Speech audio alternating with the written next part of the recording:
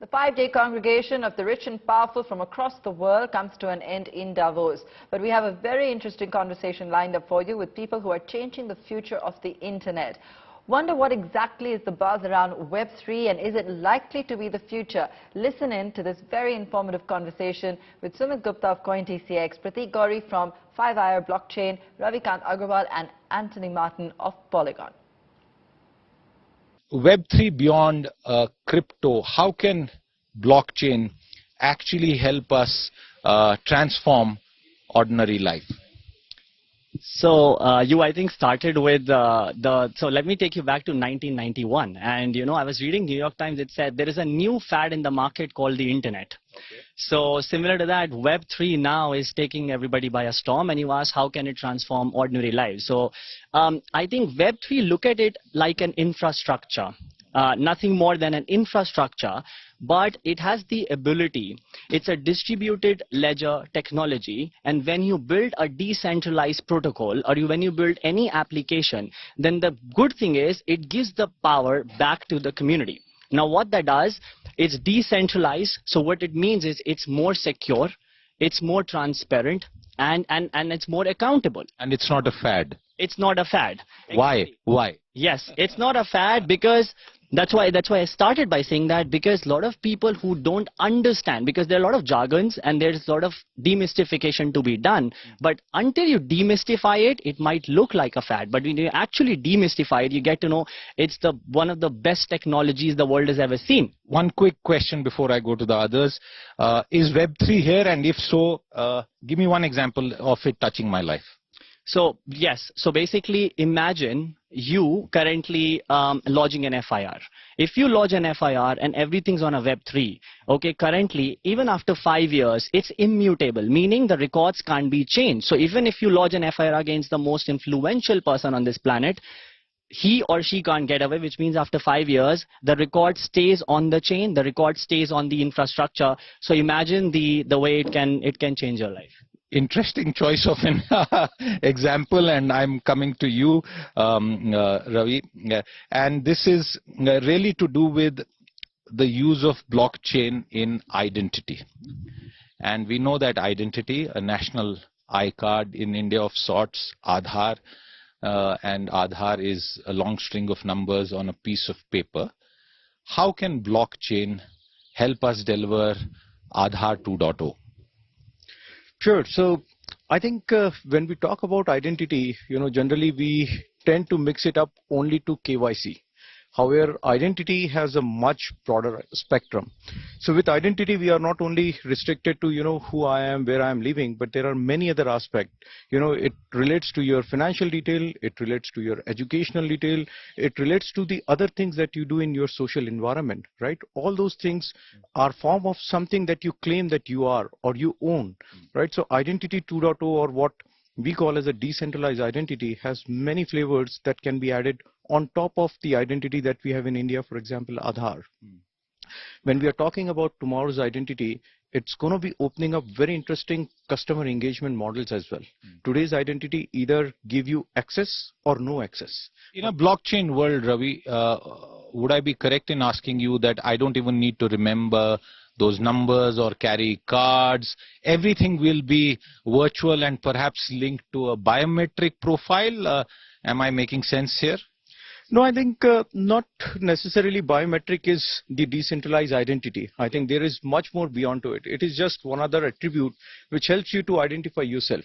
I'm just trying to understand it simply. If blockchain, and I believe it has the potential for huge transformation, a very simple question: why should I carry so many identity cards? I already have one phone which does so much work. You wanted to quickly come in and then so basically currently the personal identification information systems, if they get stolen, that's a $4 to $5 billion market. Now the reason I quote that is you mentioned how can everything be linked, so how can everything become simplified. So for instance, right now when you do Instagram messaging or Facebook messaging, you don't know what's going behind the background. With Web3 right now, because you have to know technology, that's why the adoption still isn't the way it should happen.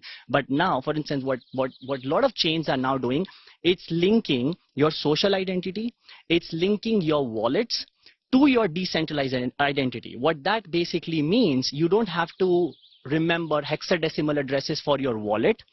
You don't have to remember anything, and all of that is linked to your mobile.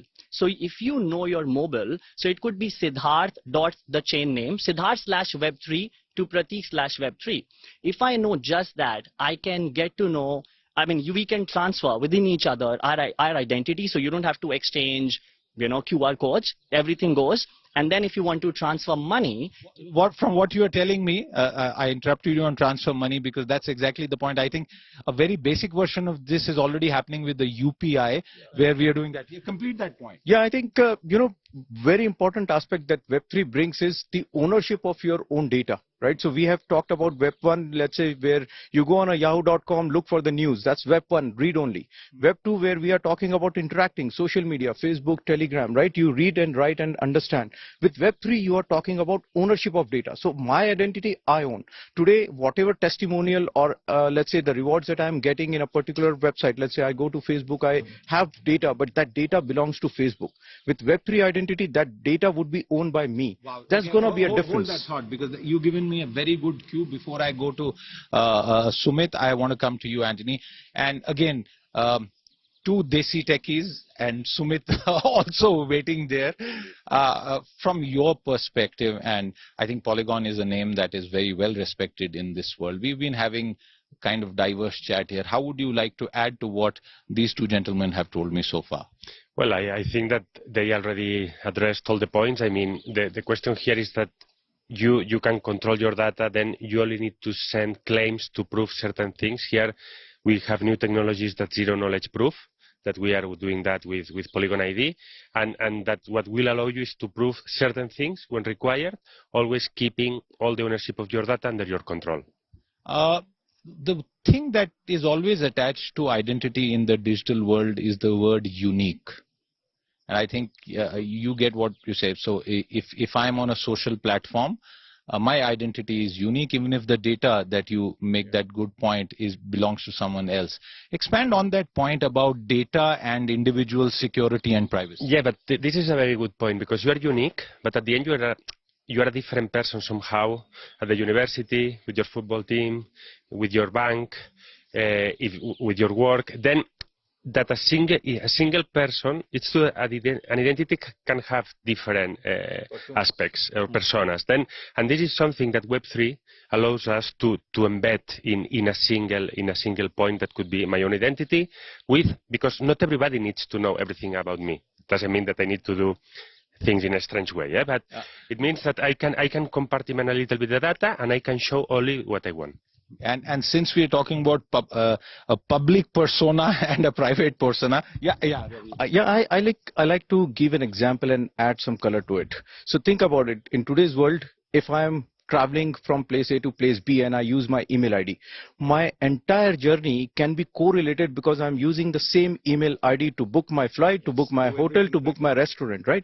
But here, to what Antoni is saying, we can still disconnect this journey, not let the social media companies create my digital profile by connecting all the dots. I can create a unique identifier for a particular instance and deconnect all of this, still connecting it back to the root where I control the entire journey and entire pieces of it.